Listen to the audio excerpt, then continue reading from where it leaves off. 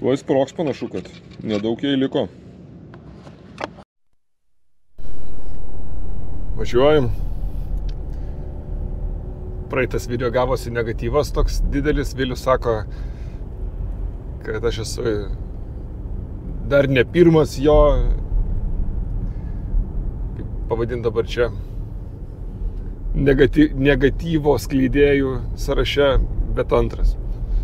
Tai reikia arba stengtis to pirmam, arba kažkaip taisytis, ne? Tai stengsiuosi taisytis, jūs man parašykit komentaruose, jeigu vėl negatyvo įsijungiu, čia man turiu tokią savybę įsitraukti, tai man priminkit, aš tada daugiau pozityvo kažkaip galvosiu, kaip per gražią pusę pateikti visą tai. Ir tai dabar jau oficialu pasakėm kolegoms, nu, dar visur neviešinam, bet ir neviešinsim turbūt iki pat galo. Tai jūs jau žinosite, kiti nebūtinai žinos. Tai nusprendėm uždaryti Bilaik Teprumą barą. Tai buvo laikas, turėjom vieną barą, po to 2 turėjom, po to vėl vieną, po to 2, 3, 2, 1. Tai jau 4 barus esu atidaręs ir būsiu 3 uždaręs. Nu, vieną pardavęs, bet turbūt, kad ten situacija kitoks, COVID buvo situacija šiek tiek kitokia, bet tai nežinau, kad ten būtų pasibaigę, bet kažkaip negalvoju, kad būčiau padaręs ten super gerą barą. Su Trakų local pubu aš turiu vilčių ir man taip, nu, neužtenka tos apyvartos, kiek turėtų būti jos, bet yra tokio pozityvo, kad jauti, kad ten yra, nu, kažkaip galima dar spaust ir prispaust. Bet su Bilaiku nebeturiu jokių vilčių jau. Kada čia gegužės gale būtų 2 metai, tai turime 8 mėnesiai kaip dirba.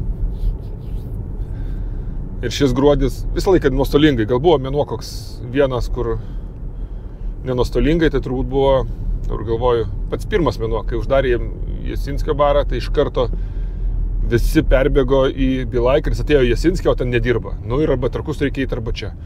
Nu ir tada, aišku, artimiausia nueidavo didelė dalis, bet kažkaip mes buvom nepasiruošę tam. Ir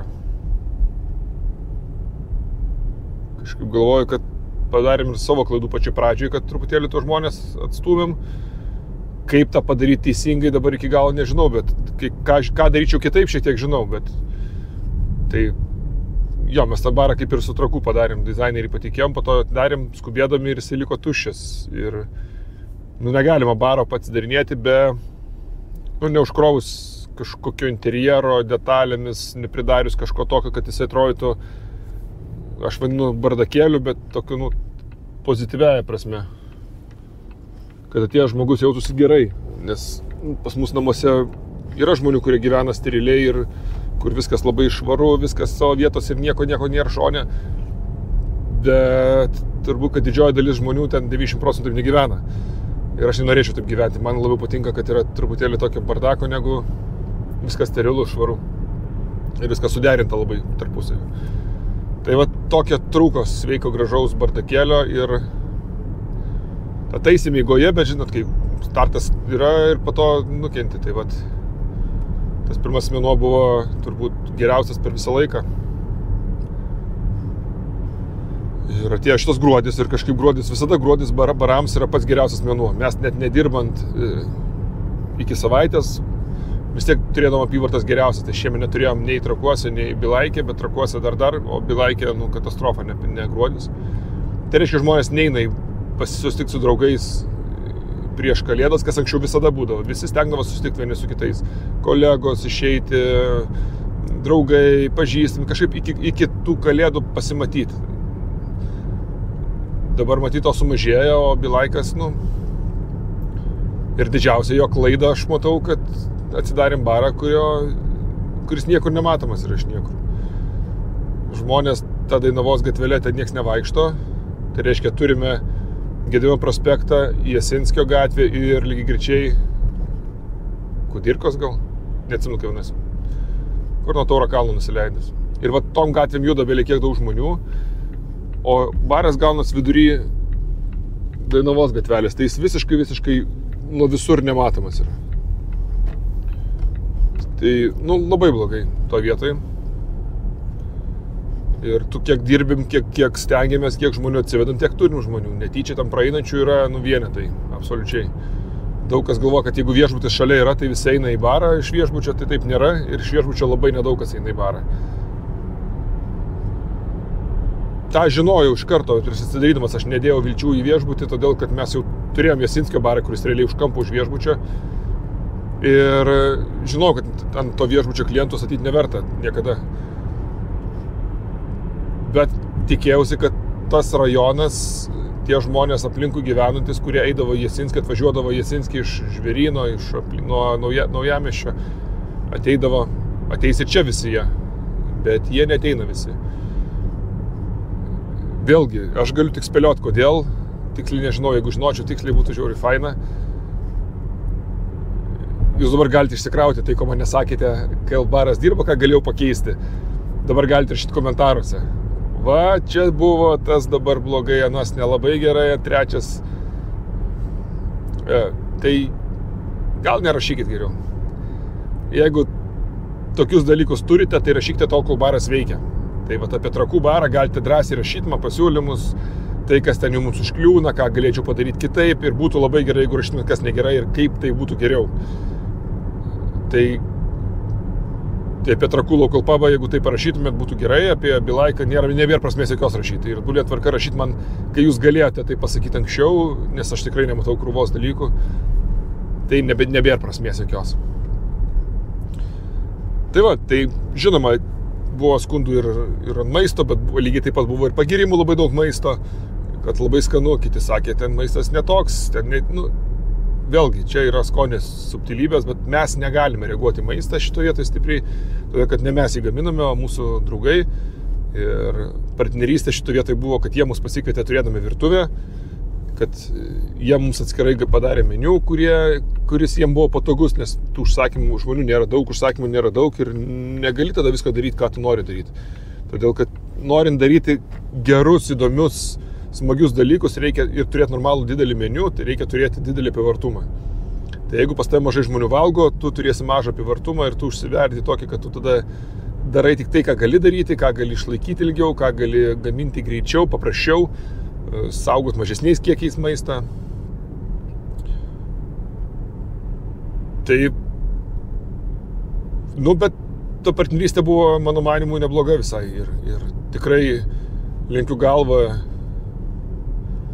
ir prieš Vestą, ir prieš Gabrielių.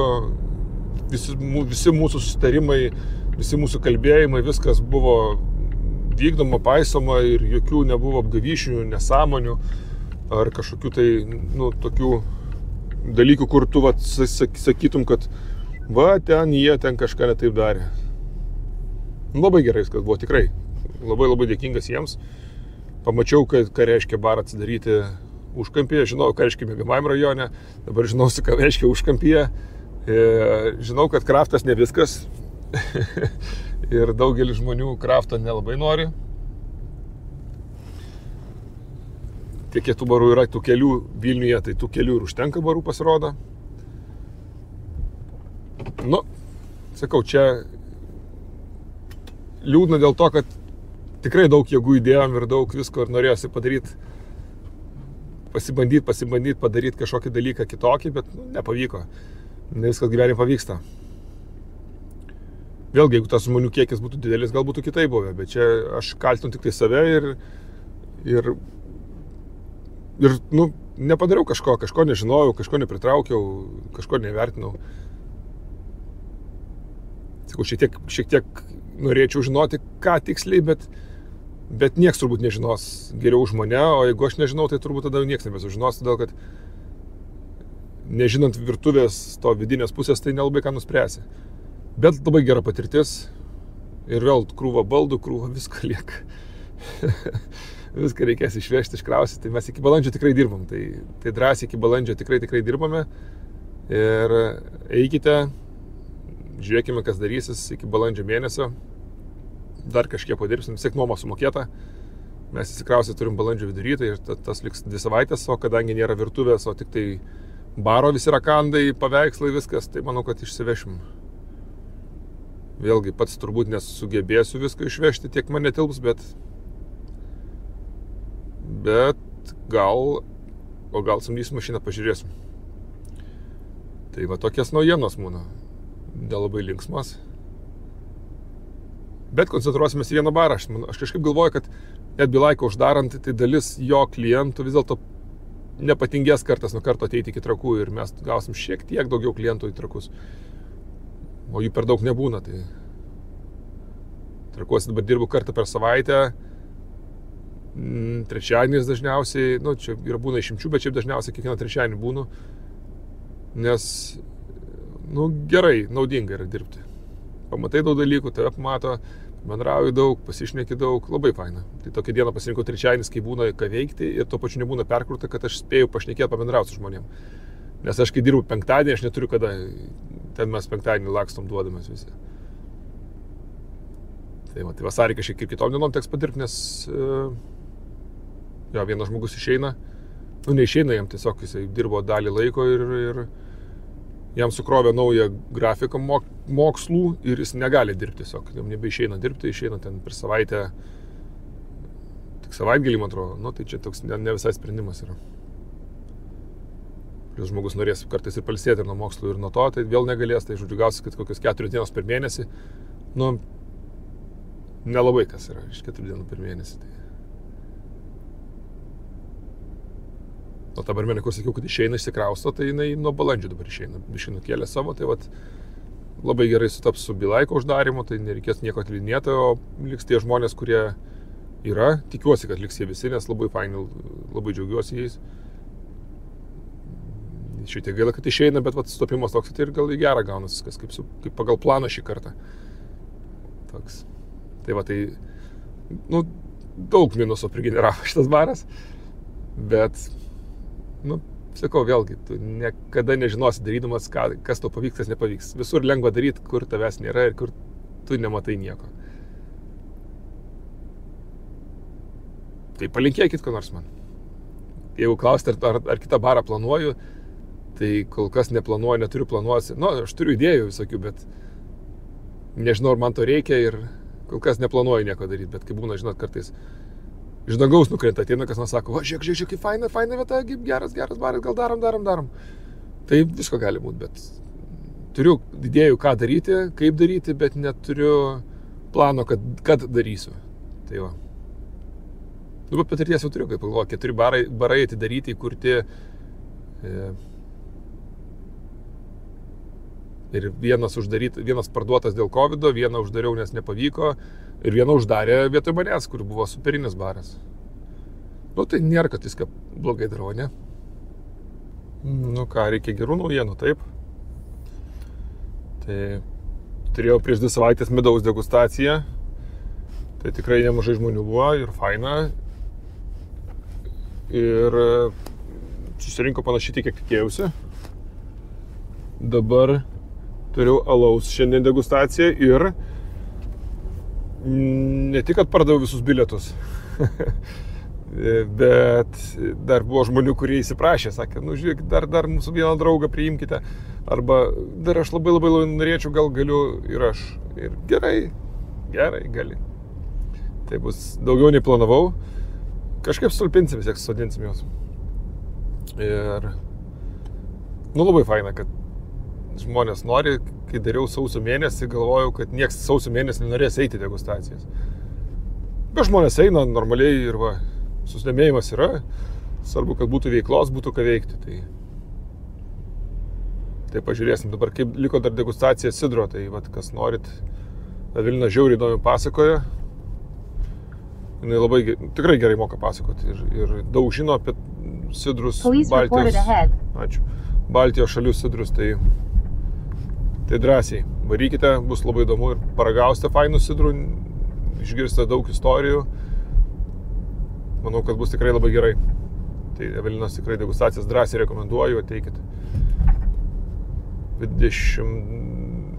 Vasario 4.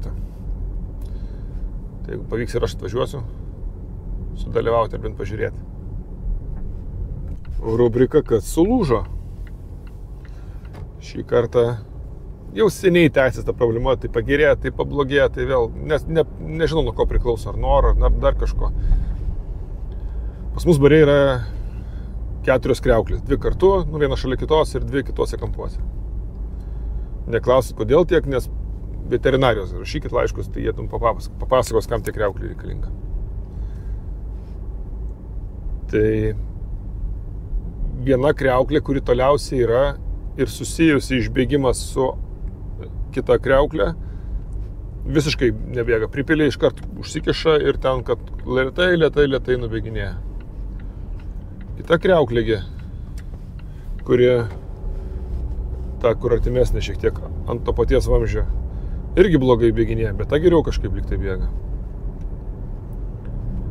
Ir būna įdomi, tik pradeda bėgti, iškart bėga per viršų, nes sifonas, kurio po kriauklė, turi tokį išbėgimą, kad jeigu per viršų prisikaupia, išbėga. Iškart per jį bėga. Nieko nesuprantu, kas vyksta. O tos 2 kriauklės, kur visiškai atskirai yra, tai jos tai geriau, tai blogiau, tai ten nesuprasi. Bet kažkaip ir plauna Raimonda bando, mes išsivalėm užsikišusi šulinį, nes barai turi turėti riebalų gaudyklės, tai riebalų prigaudė buvo pilna, bet ten nevalytas nuo to, kai atsikrausim, tai prieš tai neaišku, kada jis buvo valytas. Tai tą šulinį išvalė, tada visą vamzdį atvažiavo su srove, su slėgiu iki pat vidaus, išvalė ten, kas buvo užsinešę. Ir vis tiek tai darosi, nesuprantu. Ir pagerėja kurį laiką, vėl blogiau. Ir kurį laiką bėga, vėl nebėga. Ir pagaliau prisiruošiu. Žinot, kaip santechnika man nelabai patinka. Ir ten tas vamzdžių kvapas, tai irgi ne kažką. Bet Raimonda pagaliau prispaudė mane prie kampo, tai nuvažiavau, ten bandžiau su gyvatuku, vis tiek tas pats lygiai, dar kažkur. Tada galvoju, reikia ardyti vamzdžius gabalais, ardau vamzdžius gabalais, išardau 1 gabalą, bėga, išardau 2 gabalą, bėga, 3 gabalą, bėga, pilu į skylę, bėga, uždedu, nebėga. Darau, bėga, jau kur ties grindim. Ištraukiu ir tiesiai leidžiu į tą, bėga, su užkišu, nebėga.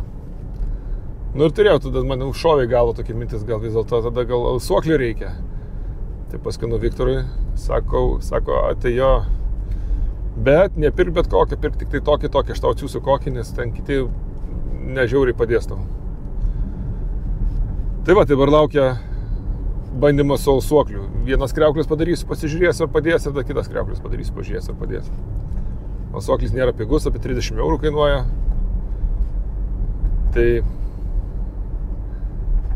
Tai prasiknisau ne tiek ir daug, bet prisiruošimų buvo žiauriai daug. Tikiuosi, kad padės, nes turėtų padėti, manau, kad neaišku ir ilgam ar kaip, bet tikiuosi, kad padės ir susitvarkys tą problemą, nes nei tu normaliai gali naudotis kriauklėmis, nei ką, kažkoks briedas yra. Tai tokie darbai Vidmanto. Midaus festivalis artėja, taip.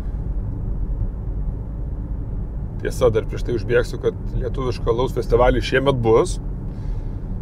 90%, nes dar reikia gal savivaldybės leidimą. Speed and red light camera ahead. Ačiū. Tai pagal viską turėtumėm jį gauti ir turėtų jį išrašyti. Tai jisai bus 23 gal 4 dienomis, neatsimenu, gegužės.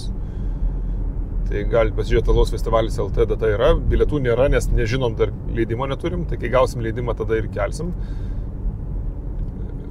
Formatą turbūt laikysim tokį, koks buvo, bet kažkaip sugalvosim, kaip linksmiau padaryti tam tikrus dalykus, kai koncertus gal įdomesnius, stalų per vidurį daugiau, kad būtų įdomu, kad būtų atsisės, kur šarčiau bravorų nereiktų toliai eiti. Tai kažkaip tikrai yra idėjų, kaip pagerinti, patobulinti tai, kas buvo pernai, nes Lietuvos bravarams vienoje vietoje susitikti ir juos rasti, tokį kiekį jų vienoje vietoje, nėra lengva.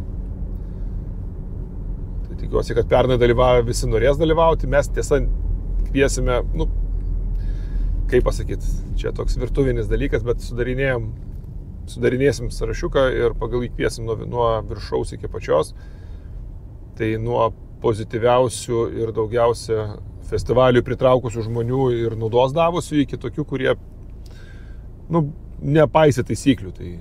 Tai galiu priminti, kad jau esu pasakojęs, tai tie, kas buvo vieni atvažiavo su per didelė stipri palapinė 1,5 karto, negu ir duota riba buvo. Jau atvažiavus vietą, sako, pasiaiškinimas toks, o mes kitos neturim. Daug kartų rašėm, daug kartų siuntėm, tai svariukas šiemet, nežinau, ar kviesim jūs, pagalvosim dar, pasvarstysim tarpusavyje, nes taisyklės yra taisyklės, visi vienodos, visi gauna vienodą dydžio plotą. Ir jeigu jums tas taisyklės negalioja, jūs neturite kaip, tai gal jūs negali dalyvauti ten festivalyje. Tada buvo 2 bravorai, kurie ėmė grinais, nors buvo sutarimas, kad jokių grinųjų nebus. Ir toj vietoj buvo labai blogai, taip negali daryti, taip negali būti. Tai vėlgi eis į patį eilės galą šitie. Daug kartų buvo sakyta, daug kartų buvo tartasi. Ir dar vieni buvo ar 2, kurie, neatsimenu, kurie pylė alų ir ne tik į festivalio taurės. O festivalio bilietas yra taurė ir pagal ją mes žinome, žmogus susimokėjo pinigus ar ne už įėjimą, nes iš šių pinigų yra daromas festivalis, yra daroma nuomojama erdvė visa, konteineriai šiukšlių, tualetai, kad būtų švarų daug, jų pasirinkti, kad patogiai nereiktų jums kažkur blūdyti, kad atvažiuotų muzikantai, kad scena būtų, kad būtų dar krūva infrastruktūros dalykų, apie kuriuos jūs nepagalvojate, bet jie yra. Tai iš šių pinigų yra daroma ir tame tarpe iš šių pinigų. Ir jeigu norit gražios aplinkos ir fainos vietos, tai tada susimokėtos kelis eurus, kainavo, dabar neatsimenu, man atrodo, 8 eurų ar 10 eurų bilietas, po to 12 padidėjo.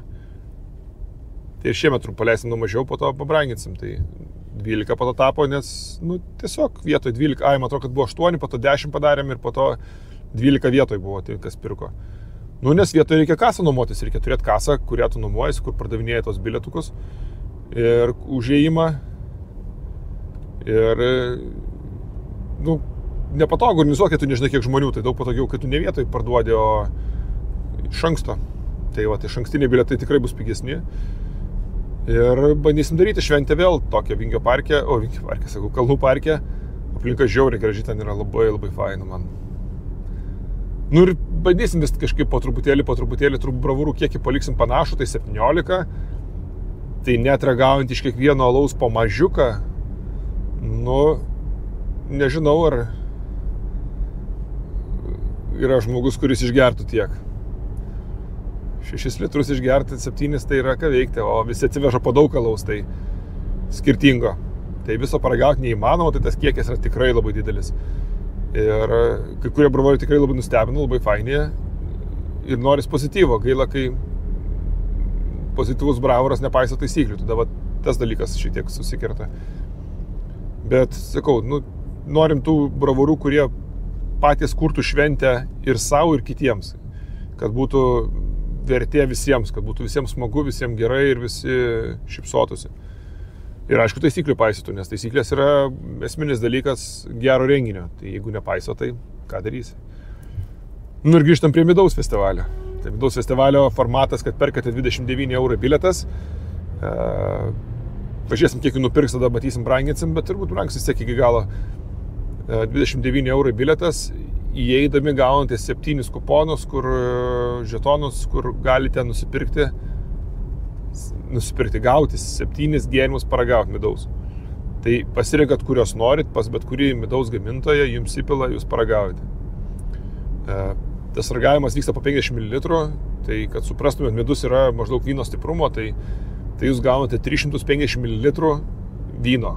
Tai, daugiau, nedaugiau, bet gaunasi pusę butelio, grubiai tariant, vyno. Tai nėra mažai.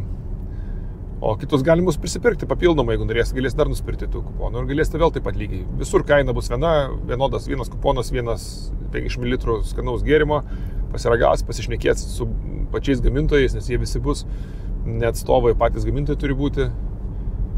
Ir matysim, kaip čia seksis mūsų to Midaus festivalio. Aš labai norėčiau, kad jisai pavyktų ir kad susidomėjimas juo kiltų.